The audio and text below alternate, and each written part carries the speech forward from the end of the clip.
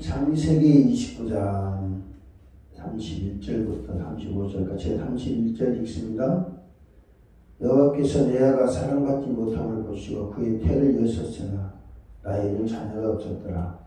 레아가 임신하여 아들을 낳고 그 이름을 르우벤이라 하였는데 여호와께서 나의 배경을 돌보셨으니 이제는 내 남편이 나를 사랑하리라 하였더라.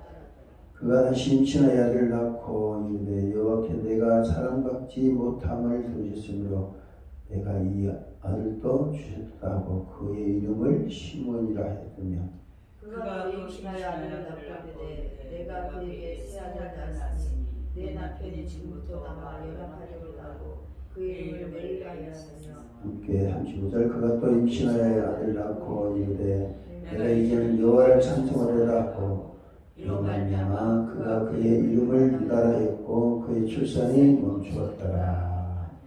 아멘. 할렐루야. 목사님이 성령의 기름 부심을 강단에 서서 느끼셨다면 그거는 우리 집사님들과 우리 강도사님 기도 덕분입니다. 할렐루야. 제가 목요일날인가 지난 목요일인가 강도사님 찬양하는데 기름 부심을 느꼈어요. 강도님 기도에 찬양에 기름 부시구나. 그리고 강대상을 하나님께서 붙잡으시겠구나라는 생각을 했어요. 또 우리 권사님들 목사님 안 계실 때 기도 많이 했습니다. 목사님 위해서, 교회를 위해서. 또 하나님의 성령의 임재가 주어지는 길을 위해서 기도 많이 하시고 많이 썼었어요. 특별히 강사님 정말 쉬지도 못하시고 피곤하고 아픈 몸인데 수고 많이 하셨습니다. 그걸 이제 목사님도 아시겠죠, 그렇죠? 저는 뭐 이슈만 터치 별로 한 거 없어요. 우리 권사님들이랑 집사님들 또 우리 강도사님 하나님의 의를 위해서 일을 많이 쓰셨습니다. 그 점 여러분 감사를 드리고 감사는 하나님께서 목사님을 통해서 또 하나님 교회를 통해서 하시기를 원하시는 일을 목사님 다 알고 계실 거예요. 다 알고 계세요. 근데 그것이 하나님 뜻과 일치한가? 하나님 내는 이 계획 세우고 있는데 이것이 내 계획인가? 하나님의 원하심인가? 이게 분간이 안 될 때가 있어요. 그때 하나님 말씀 주시면 그건 이루어가 되죠. 왜냐하면 우리의 신앙이 하나님과 연합하다라는 의미입니다. 오늘 저녁에는 우리가 성령의 임재가 이제는 충만하기 위해서 기도하죠. 그렇죠? 성령의 생수가 강물처럼 흘러서 강단에 목사 말씀 전하는 목사님에게 임하시고 그리고 성도들에게 임하셔서 그 은혜로 말미암아서 우리가 살아가는 신앙생활은 그것이 성경적인 은혜의 반열입니다. 그렇게 해야 초대교회는 그렇게 했고 구약 시대에도 성경 보면 다 그런 건 아니지만 그런 시대가 있을 때 나라가 태평성대를 이루고 백성들이 어려운 가운데서 신앙을 지키고 그랬어요. 저는 하나님 권능이 임하시고 또 하나님 권능에 의해서 우리가 신앙이 업그레이드되고 신앙이 인위적으로 된다고 되는 게 아니에요. 하나님 은혜가 절대 필요합니다. 그러면 근데 중요한 것은 하나님은 은혜를 어떻게 베푸시냐 하면 예수 그리스도 안에서 은혜 베푸십니다. 그러면 예수 그리스도 안에 베푸시고 성령으로 말미암아 은혜를 베푸신 거예요. 그리고 하나님은 그 성령께서 뭘 주시냐면 우리에게 말씀을 주십니다. 성령 말씀을 주신 성령 기름 부심을 임하는 게 아니라 말씀을 주세요. 그러면 우리가 어떻게 반응하냐? 물론 우리가 예수를 믿고 또 성령 은혜를 받으려면 기도 많이 해야 됩니다. 할렐루야. 그냥 기도만 된다고 된 게 아니라 우리 찬양이 하나님께 산 제사로 향기로운 제사로 삶의 제사를 올려드려야 됩니다. 할렐루야. 그래서 찬양의 기름 부심이 있는 상태를 그렇게 저는 가장 행복한 상태라고 봅니다. 찬양할 때 물론 기도할 때 성령 역사하시고 찬양할 때 기름부심이 있어서 함께 찬양하는 사람들이 하나님 은혜에 젖어가는 거. 그래서 오늘 저녁에는 찬양에 대해서 말씀드리려고 합니다. 할렐루야. 그러니까 목사님도 말씀하셨고 저도 체험했고 저도 어저께 목사님 오시고 난 뒤로 그것도 회복이 됐어요. 뭐 많이 먹어서 그런 게 아닙니다. 목사님 오시니까 내가 건강 회복되는 거예요. 실은 거의 탈진 상태까지 갔어요. 뭐 이슬이 터지고 특별히 한 것도 없는데 그런 긴장 상태 같은 것 같아요. 강사가 추구하는 게 있어요. 하나님께서 강사를 통해서. 그러면 하나님께 뭘 요구하시냐 하면 내적인 충만을 요구하십니다. 할렐루야. 하나님 교회 목사님을 비롯해서 사람들. 근데 이 상태가 집사님과 권사님이랑 사람들이 북적북적하면 솔직히 여러분들에게 깊은 관심이 갈 수가 없습니다. 사람들이 많으면.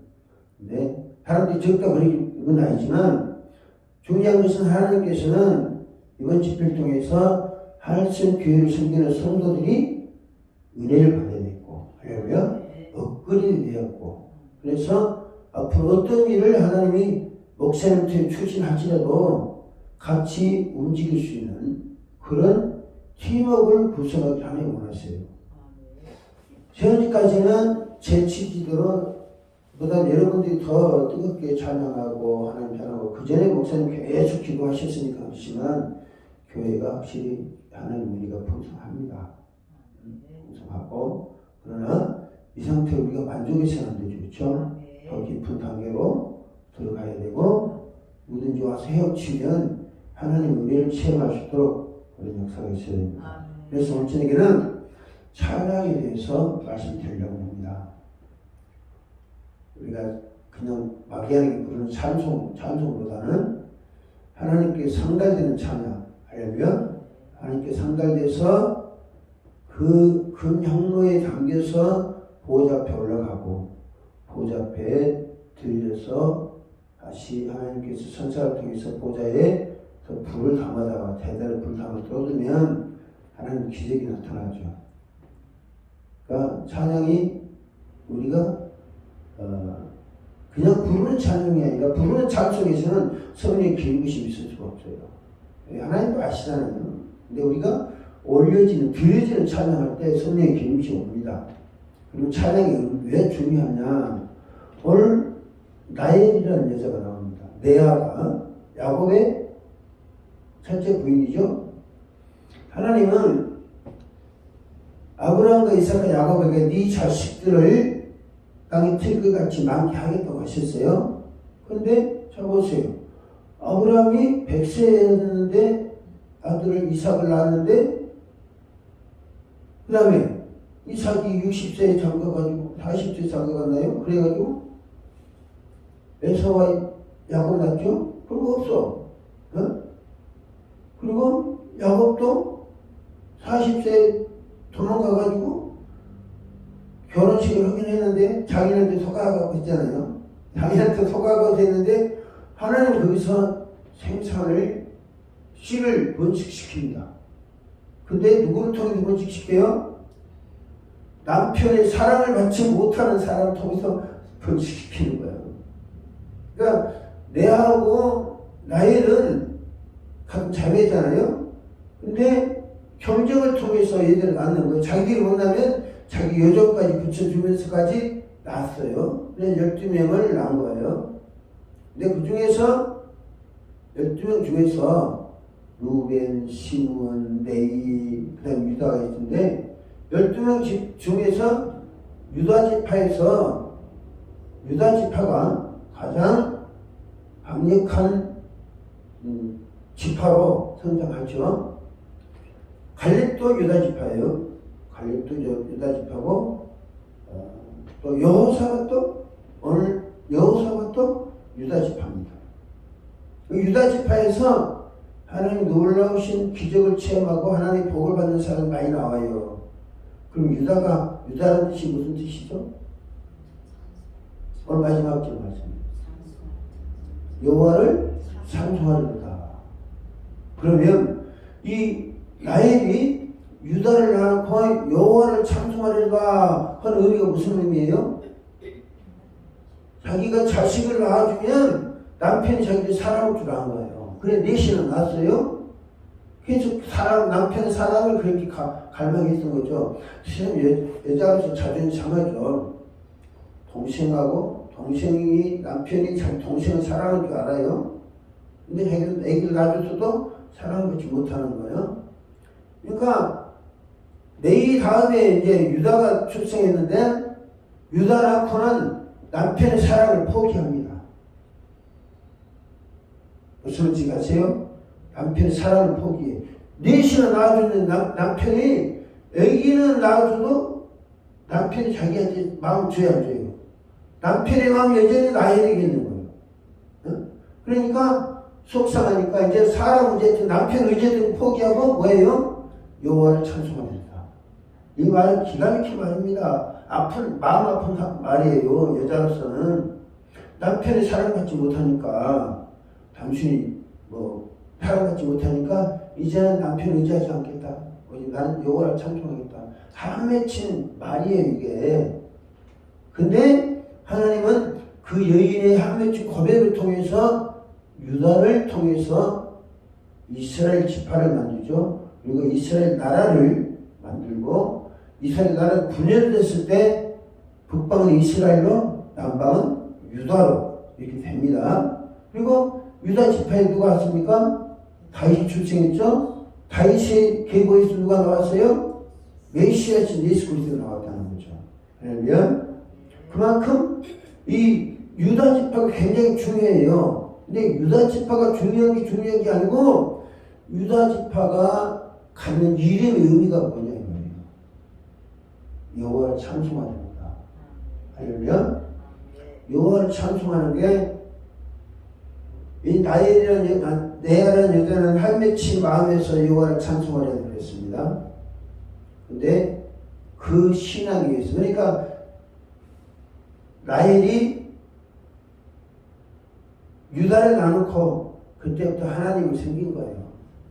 하나님을 찬송하려고 하나님 섬기고 작자는 알고 이제 남편 사랑 별로 관심 없다. 자기가 관심 줘봐야 사랑 안 주니까 그런 취지로 유다를 여호와를 찬송하려다 라는 의미로 유다를 지어놓고 라헬은 하나님을 찬송하기 시작한 거예요. 그래서 이 찬송하려다 그 다음에 이제 유다 지파가 자라가지고 유다가 자라가지고 요셉이 이제 형제들이 요셉을 죽이려고 부대에 넣어놨잖아요. 그때 요셉을 건져준 사람이 누구예요? 부대에 건져준 사람이 유다예요. 그리고 그 다음에 이제 야곱의 아들들이 야곱과 가족들이 애굽으로 내려가잖아요. 애굽으로 내려간 이후에 모세를 통해서 하나님께서 이스라엘을 구출합니다. 구출하고 어떻게 광야에서 진을 짜요. 12지파로 진을 짜가지고 맨 앞에는 누구를 세우냐? 유다 지파를 세웁니다. 각 동서남북 해가지고 세 지파씩 해가지고 하는데 맨 앞에 유다 지파를 세우는 거예요. 악단을 만들어가지고 찬송을 하게 한다는 거죠. 그러니까 전진할 때, 광야에 전진할 때도 그냥 한 게 아니에요. 유다 지파 항상 그럼 앞에 가면 이영의 아님이에요. 이영하죠. 그럼에도 불구하고 찬양을 전문으로 하나님 외우를 찬양하는 그 유다 지파를 앞세워서 가는 거예요. 알려요? 그러니까 그 찬양에 의해서 사람들이 다 간담이 녹아요. 덤비지는 못합니다. 그런다고 이스라엘 사람들이 뭐 중무장한 것도 아니잖아요. 뭐 무기가 있으면 뭐가 있습니까? 오직 하나님께 지켜주시지 않냐 하시면 이 사람들은 생존할 가능성이 거의 없는 거예요. 그럼에도 불구하고 하나님은 불기둥과 구름길을 지켜주면서 항상 전진할 때 앞에다가 유다 지파를 세우는 겁니다. 그러면 우리 목사님이 아까 이제 2024년에 이렇게 예배하겠다는데 참 귀한 결정하셨습니다. 내년에는 항상 우리는 왜 예배 시작 전에 하는 찬송, 예배 시작 전 찬송이라고 하잖아요. 근데 중요한 찬송을 예배에서 가장 중요한 요소로 드려야 됩니다. 할렐루야.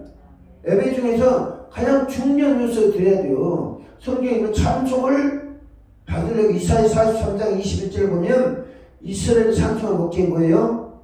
여호와께서 찬송을 받기 위해서 이스라엘 창조하시다고 합니다. 그러니까 예배 중에서 찬송을 한 30분 내지 40분, 내가 편하다 하니까 그 교회는 찬양을 40분 하더라고요. 찬양 40분 하고 그 다음에 뭐 하냐면 말씀을 40분 전해요. 그 말씀이라기보다 또 감정도 있고 매일 집회를 하니까. 그리고 40분 뭐 하냐면 기름 부으심 사역을 해요. 치유사역 한다든지 그렇게 하더라고요. 그러니까 야 이게 완전히 하나님의 은혜가 임할 수밖에 없는, 그러니까 예배만 드리고 달려가는 게 아니라 성령의 기름 부으심이 사역을 하니까 성령의 기름 부으심이 넘쳐요. 그래서 우리도 그것 때문에 한 거예요. 뭐 찬송 못하고 또 뭐 말씀 못해가지고, 말씀은 대한민국 교회 목사님처럼 말씀 깊이 전하는 사람 별로 없습니다. 외국의 유명한 강사가 와도요 한국 목사들 귀에는 거슬리는 거예요. 수준이 이하기 때문에. 중요한 것은 찬송하고, 그 다음에 말씀 나누고, 말씀도 감정의 줄을 이루어요. 그러니까 아까 목사님이 목사에게 막 주입적인 설교가 아니라 은혜 받은 사람을 세워가지고 감정하고, 내가 이렇게 와서 은혜를 이렇게 받았습니다. 하나님 사랑합니다.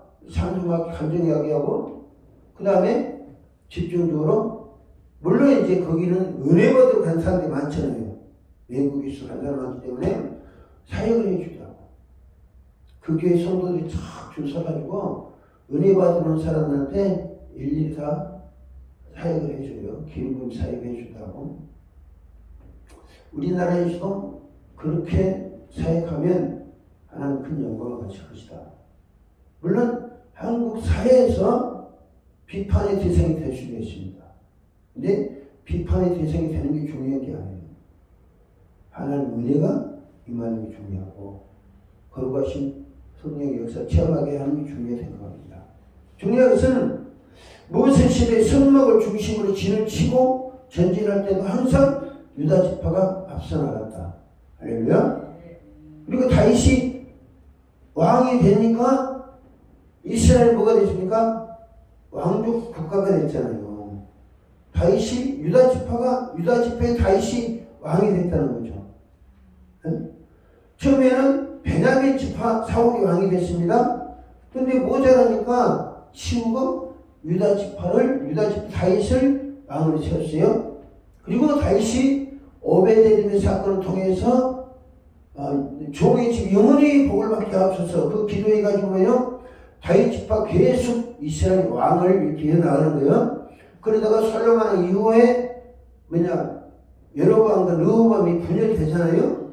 북방은 이스라엘이고 남방은 유다 나라가 된 거예요.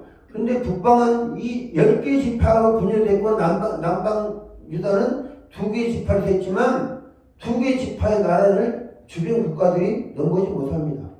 왜요? 강력한 하나님의 찬양하는 사람들이 있기 때문에, 믿음의 사람들이 있기 때문에 하나님 건드리지 못하게 하시는 거예요. 그러다가 이스라엘이 분열된 남방 유다가 했고, 그 다음에 뭐예요? 분열된 이후로 그리스도 오시는 거죠. 그리스도 오셔서 하나님 나라를 이루십니다.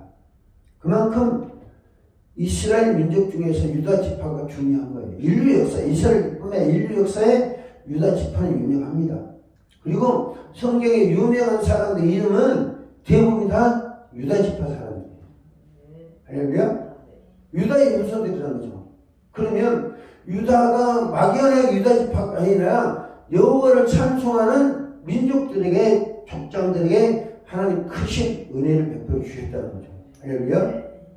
하나님 은혜 주시지 않으면 그들이 뭘로 유명한 사람이 되고, 근데 그 사람 유명하게 된 것은 다 신앙 때문에 유명한 것이지 그들이 인물이 잘났거나 뭐 그랬던 건 아니에요. 하나님을 사랑하는 여호와를 찬송하고자 하는 하나님께 영광 돌리고자 하는 특별한 믿음들이 돈독했기 때문에 하나님 그들을 붙잡으시던 거죠. 할렐루야.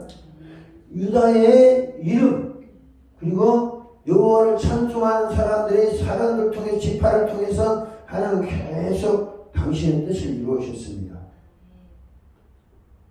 하나님께서 유다 지파에게 특별한 복을 주신 것은 찬송받고 싶어 하셨어요. 유다 지파인 다윗의 시편을 보면 대단합니다. 어느 정도 찬송했느냐. 자 보세요.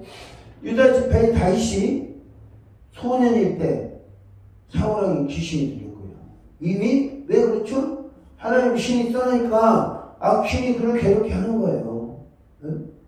사울이 처음에는 사무엘 선지자를 만났을 때는 하나님이 신에 감동돼가지고 왕이 됐어요. 그런데 왕이 돼가지고 하나님의 말씀 버리니까 하나님 신이 떠났어요. 떠나니까 뭐 했어요? 악신이 사울을 지배해서 다윗을 그렇게 죽이려고 그러잖아요. 근데 그 소년 다윗이 사울왕을 앞에 놔두고 수금을 치니까 귀신이 떠나갔다는 거죠. 용꾼이 나타났다는 거예요. 다윗은 하루에 시편 119편 보면 하루에 몇 번 찬양했다고요? 7번 찬양했다고 했잖아요. 그러면 할 일이 없이 찬양했어요? 다윗이 7번 하루에 7번 찬양할 때 뭐 했어요? 왕이 했습니다. 왕이 얼마나 바쁩니까? 눈꽃 뜰 수 없죠. 근데 그런 상황에서 다윗은 7번 찬양할 때 뭘 말한 거예요? 하나님을 찬양하고 자기가 할 모든 일을 하나님께 맡기고 할렐루야. 여호와를 의지하고 시편 18편 보면 나의 힘이 되신 여호와여 내가 주를 사랑합니다 라고 다윗은 고백합니다. 다윗은 모든 권력을 가졌습니다. 왕이었습니다. 승승장구하던 사람이었습니다. 그럼에도 불구하고 다윗은 뭐예요? 자기 힘을 권력에서 찾는 게 아니라 여호와에게 찾았다는 거죠. 나의 힘이 되신 여호와여 내가 주를 사랑합니다. 이것은 그냥 흘리는 찬양이 아니에요. 이리한 왕이 모든 권력을 가진 왕이 자기가 이거 하고 싶다면 별걸 다 해주는 신하들이 그리 많은데도 그 사람도 의지하지 않았어요. 그리고 오직 여호와를 자기 힘으로 삼았다는 거죠. 반석이고 구세주고 그렇게 삼아서 하나님을 7번 찬양했다. 이거는 대단한 사건입니다. 할렐루야. 왕이고 할 일 많고 대적들 많고 그럼에도 불구하고 그 하루에 7번 찬양했다. 그리고 하나님 자기가 찬양한 그 하나님을 자기의 힘을 공급해 주심으로 삼았다는 것은 다윗이 신앙이 얼마나 좋았느냐. 그리고 다윗이 신앙이 좋으니까 하나님 그의 복을 주신 거죠. 그렇죠? 이세 아들 다윗을 만나니 내 마음이 합한 사람이다. 마음이 합하니까 그에게 모든 걸 다 주신 거예요. 구하면 다 주신 거예요. 우리가 지금 다윗을 통해서 뭘 보냐. 다윗은 삶의 전부를 찬양에 투자했다. 찬양. 하루에 7번 찬양. 나는요, 우리가 하루에 2번 하기 힘들잖아요. 그렇죠? 2번 하기 힘들어. 근데 다윗은 7번 찬양했다는 거예요. 그러면 이거 아침 저녁 따지는 거예요. 아침 따지는 거예요. 매일 그렇게 했는지 모르겠지만 하루에 7번 찬양했다. 그리고 다윗 시편 보면 찬양을 가르쳐잖아요. 심지어는 용들아 물에서 올라와서 땅에서 하나님을 찬양을 합니다. 용들이 하나님을 찬양을 전제드립니까? 아니잖아요. 용들은. 근데 다윗은 뭐예요? 용들아 땅으로 올라서 땅에서 여호와를 찬양하라. 막 경고하고 산들아 춤을 춰라. 바다에 춤을 춰라. 막 이렇게 사람에게 뿐만 아니라 그런 거예요. 성소에서 서 있는 자들아 여호와를 찬양하라. 성소에 성전에 와가지고 할 일 없이 빈둥빈둥 하는 사람들에게 여호와를 찬양하는 거잖아요. 왜 그래 할 일 없이 있느냐? 찬양하지. 나는 이렇게 찬양하게 복을 받은 사람이다. 이렇게 다윗은 사람들에게 강요를 하는 거 찬양하고. 다윗은 소년 때부터 수금을 치면서 찬양을 통해서 악기를 통해서 귀신을 쫓아냈습니다. 더군다나 그것도 성령이 떠나고 악신에 들린 사람을 찬양을 통해서 치료해 주셨다는 거죠. 오베데돔 집에서 하나님의 저주가 끝나고 복이 임했다 하니까 춤을 추면서 51년을 좀 춤을 추면서 기쁨으로 찬양했습니다. 우리 그럴 수 있어야 돼요. 할렐루야. 우리 숨은 마음의 표현이 그냥 우리 감정 표현이 좀 잘 안 되잖아요. 특별히 나도 마찬가지인데 우리가 기쁨으로 하나님 은혜 주심에 감사하고 저주가 끝나고 복이 됐다는 것 때문에 감사해서 기뻐서 춤출 수 있어야 돼요. 하나님은 다윗은 하나님이 자기를 버리시다라고 생각할 때도 자각합니다. 하나님 나 버리신 게 아닌가? 그 내용이 어디 있죠? 시편 22편에 있어요. 시편 22편 봅니다. 22편 1절 시작. 내 하나님이여 내 하나님이여 어찌 나를 쫓으나이까 어찌 나를 여겨주지 아니하시오며 내 신소리를 듣지 아니하시나이까. 계속 읽으세요. 내 하나님이여 내가 낮에도 부르짖고 밤에도 잠잠하지 아니하오나 응답하지 아니하시나이까. 3절. 이스라엘의 찬송 중에 계시는 주여 주는 거룩하신. 자 보세요.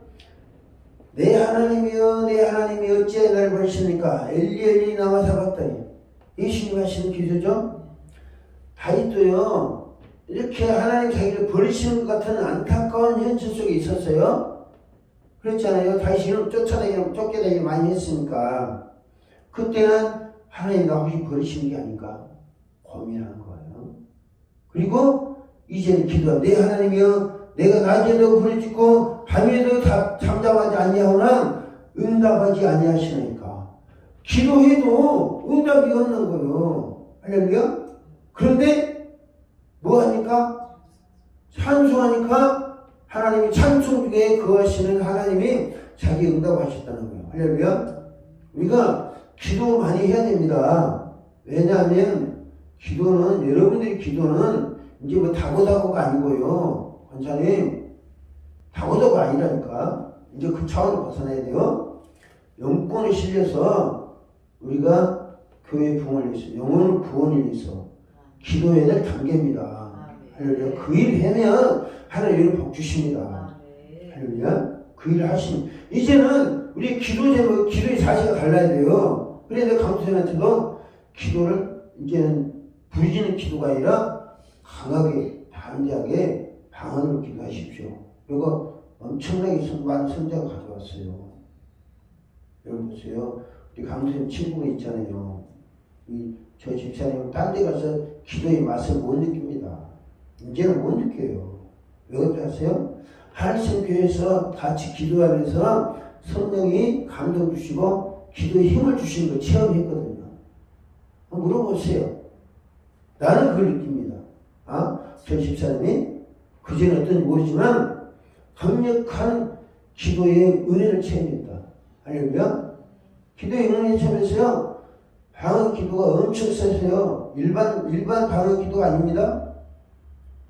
영적 군사들만 할 수 있는 방언 기도예요. 그래서 내가 오늘 아침 낮에도 하려다가 말 안 했어요. 근데 내 마음에 감동을 오게 근데 말씀드렸잖아요. 강수현한테 성령님 감동 주심이 있다. 근데 내가 말 안 했어요. 근데 오늘 증거를 보여주시는 거예요. 하나님께서. 근데 본인은 그걸 잘 몰라. 본인은. 근데 오늘 증거를 보여주시고 목사님 축복해 주셨어요. 앞으로 왜 내가 이 말씀 드리냐면 하늘성 교회에서 기도하시는 기도팀들은 이제 다고다고 기도가 아니라니까요. 할렐루야. 보좌를 움직이고 여러분의 기도에 응배의 권세를 뜰 수 있는 영권의 기도를 하셔야 돼요. 할렐루야. 하나님 그걸 원하시는 거예요. 숫자가 많은 숫자 기도는 여러분 많은 숫자가 기도해서 응답되는 게 아닙니다.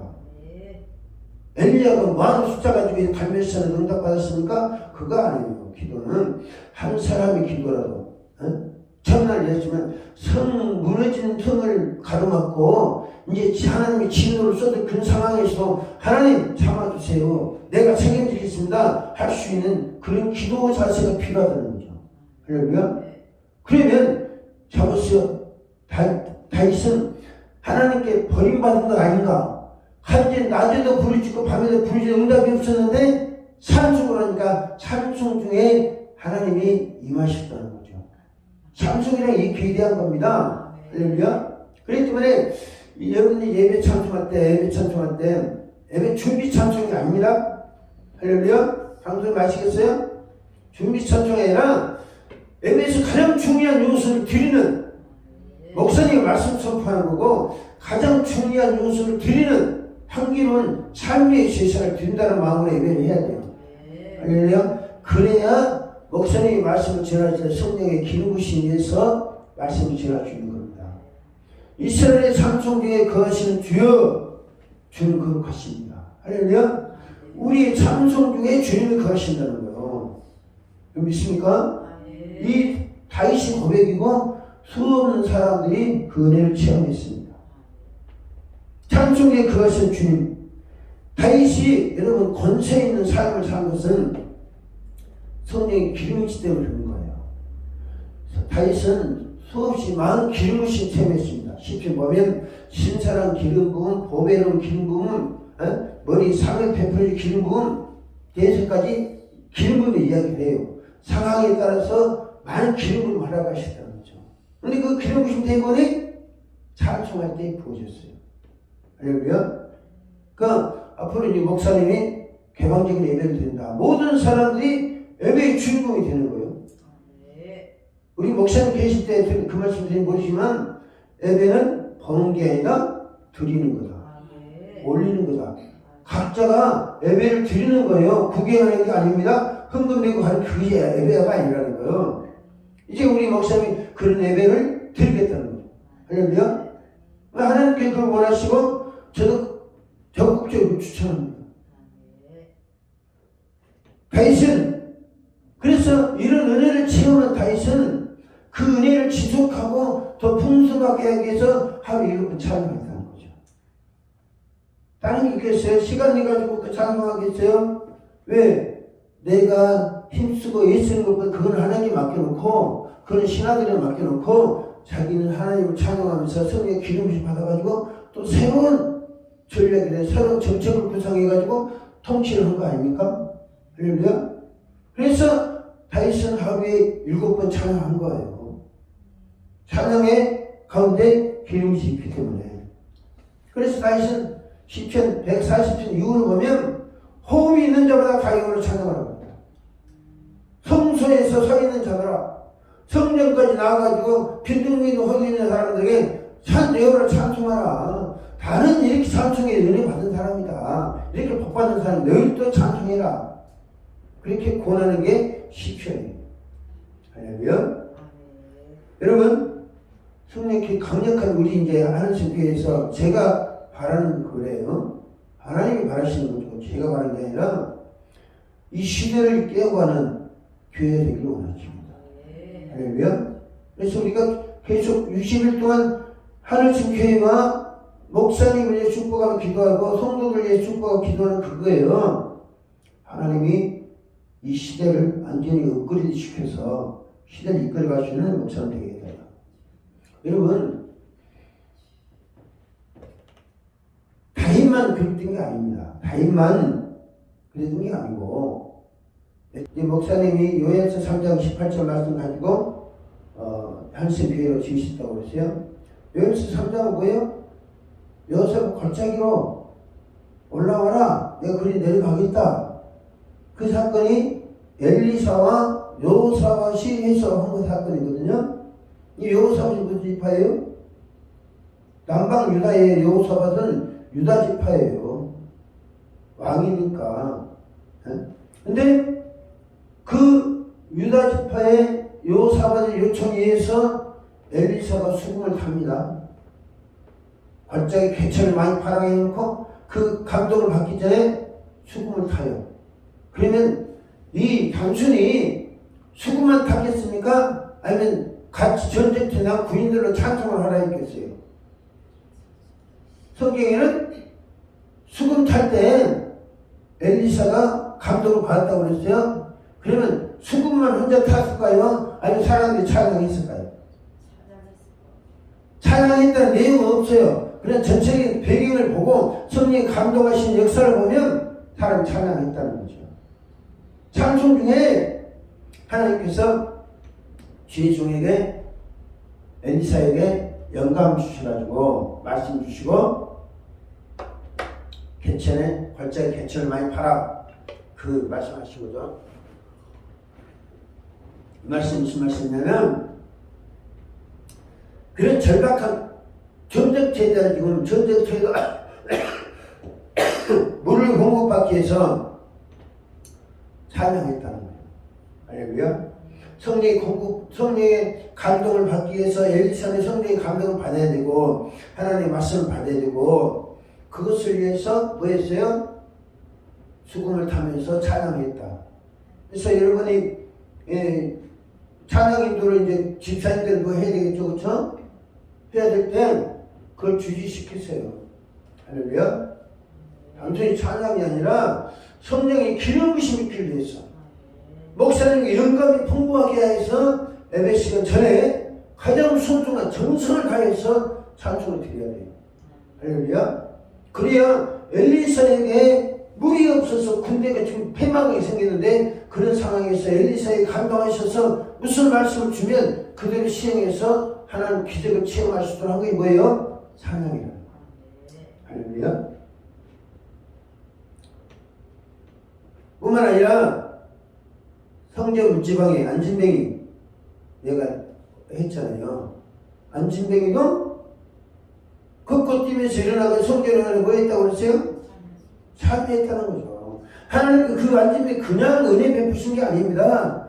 성전에서 흘러나오는 찬양 소리 그 밖에서 구걸하면서도 참 은혜롭고 준비를 한 거예요.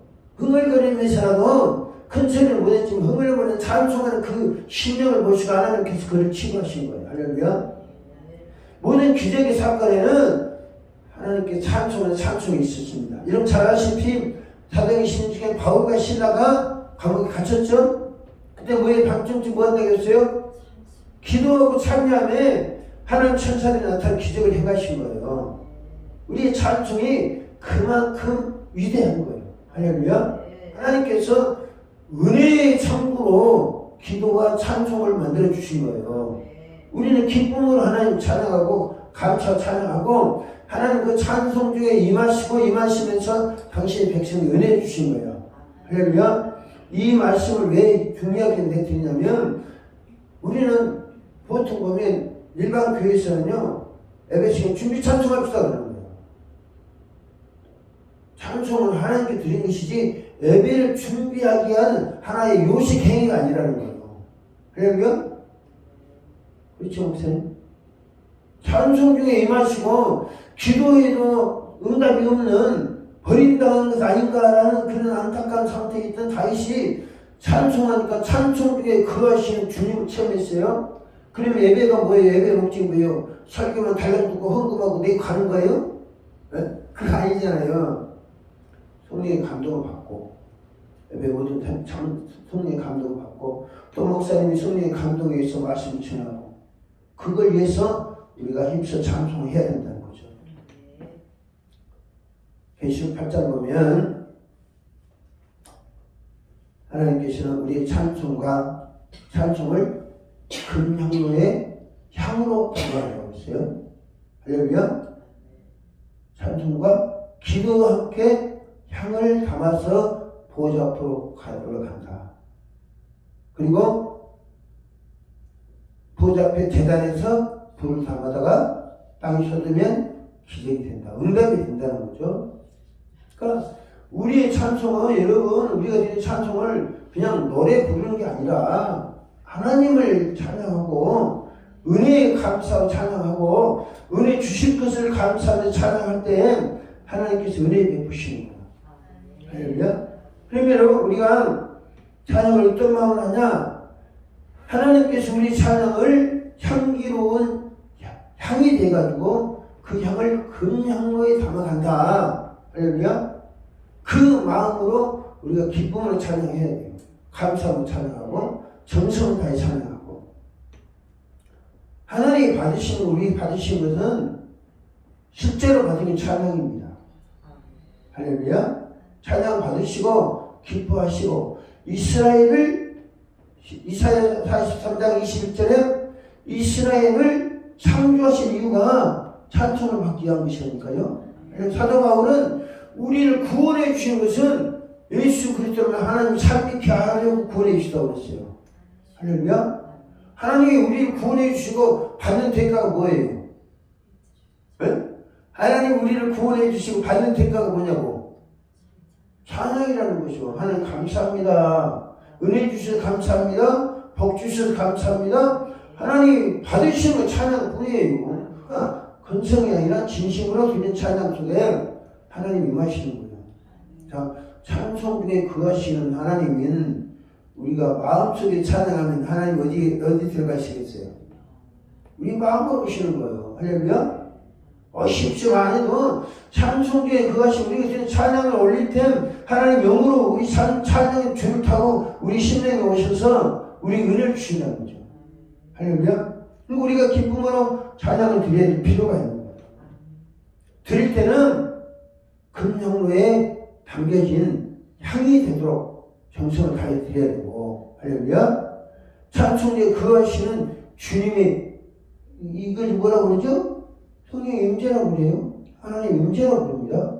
그러니까 찬송 중에 거하시는 주님을 하나님 만나고 싶은 찬양하는 거 다윗처럼 하루에 7번씩 다 찬양하고, 다윗이 성공의 비결이, 복받은 비결이 찬양이 있었어요. 근데 이거 찬양은 뭐예요? 자기 저 조상인 레아가 여호와를 찬양하리라 그 영의 줄기가 쭉 내려가지고 오늘 우리까지 오는 겁니다. 레아가 야곱이 12지파가 있잖아요. 12지파가 있는데 여호와를 찬송하는 유다 지파를 통해서 계속 하나님 은총의 줄이 뻗어 내려왔고 우리가 내려왔고 그 줄기에서 예수님이 오셨고 예수를 믿는 모든 자들이 유다 지파가 아닙니다. 예수를 믿는 모든 사람들이 하나님의 자녀들이 기쁨으로 찬양할 때 우리에게 하나님의 임재가 하나님의 능력이 임한다는 거예요. 그러니까 우리가 뭐가 되죠? 그때 비로소 권세가 우리 통해 나타나는 겁니다. 할렐루야.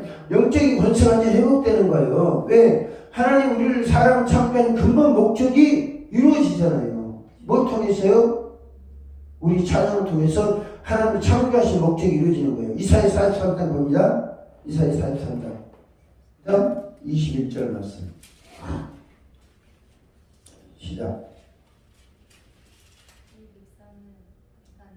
입에 내가 나를 위하여 지어나니 나를 찬송하게 하여. 자 보세요. 하나님께서 사람을 창조하신 목적이 무엇 때문에 무엇 하려고 하셨다고요? 찬송을 받게 하기 위해서 창조하셨다는 거예요. 그리고 우리가 찬송을 하게 되면 하나님의 창조의 목적이 이루어지는 거 안 이루어지는 거예요? 이루어지는 거잖아요.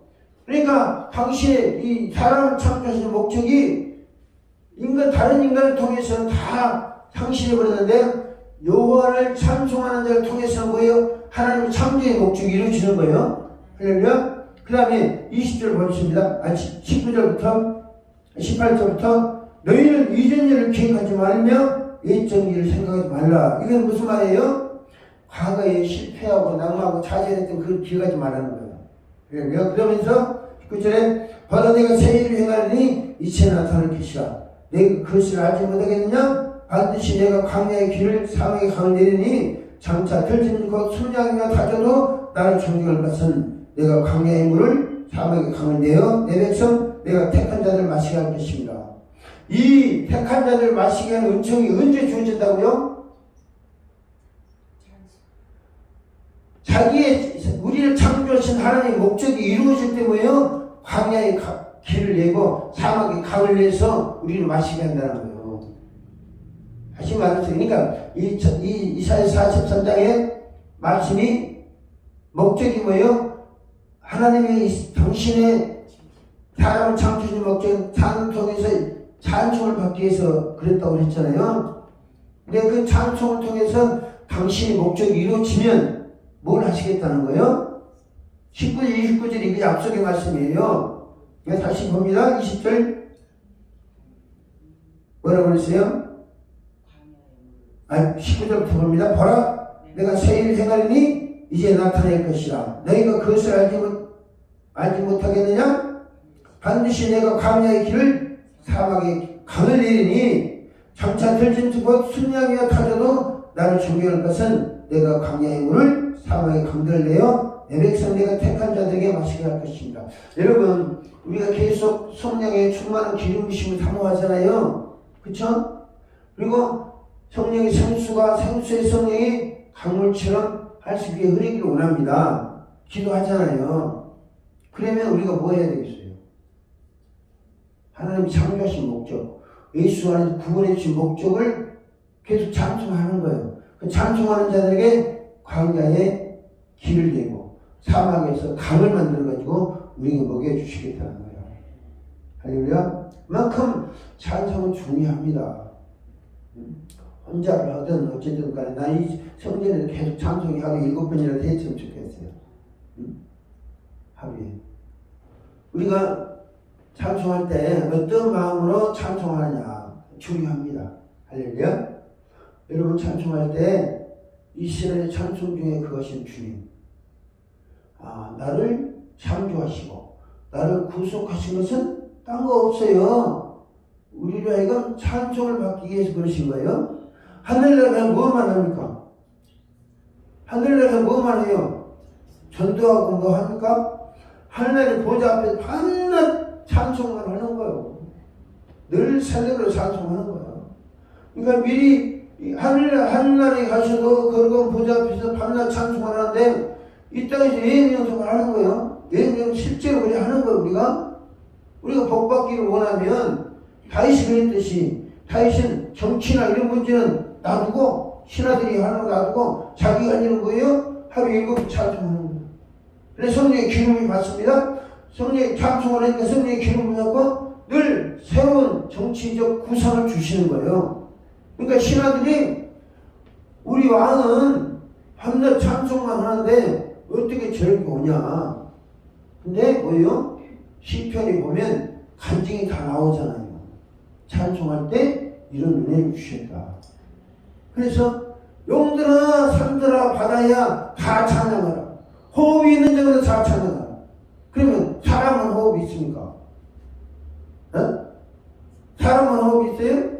짐승도 호흡이 있잖아요. 짐승도 호흡이 있어. 자신이 이렇게 찬양해. 한마디로 미친 사람이 미친 사람. 왜? 은혜를 체험하기 때문에. 우리 하늘신 교회는요, 지금은 그렇지만 내년은 다릅니다. 할렐루야. 우리 목사님이 이제 비전 주셨어요. 그리고 그것을 여러분도 함께 이루십니다. 할렐루야. 앞으로 우리 목사님은 목회학자로만 일하시고, 할렐루야. 전도하고 뭐 하는 거는 여러분들 다 하셔야 돼. 할렐루야. 우리 강도사님은 교육자로 하나님 일하게 하실 거예요. 네? 교육자로. 교육은 뭐예요? 가르치는 사람. 할렐루야. 그래서 하나님께서 그 신념을 주실 겁니다. 우리가 드리는 찬양, 막연하게 드리는 찬양이 아니라 하나님을 기쁘시게 하고, 하나님이 찬송 중에 우리 안에 임자. 우리 여러분 입술에서 찬양하면 하나님 입술까지 오시는 거예요. 아시겠어요? 내 마음에서 찬양하면 내 마음의 성령이 기름 부시고, 할렐루야. 내 영혼이 찬양하면 내 영혼의 찬양을 성령이 기름 부시고, 하나님 우리 믿음대로 해주신다니까요. 우리 영혼이 기쁨으로 찬양하면 우리 영혼을 풍성하게 해주시는 거예요. 그것이 성경에 관한 교훈이고 우리가 실제로 많이 느낍니다. 할렐루야. 우리 목사님의 찬양과 우리 성도님의 찬양에 이런 은혜가 있길 주의 축복합니다.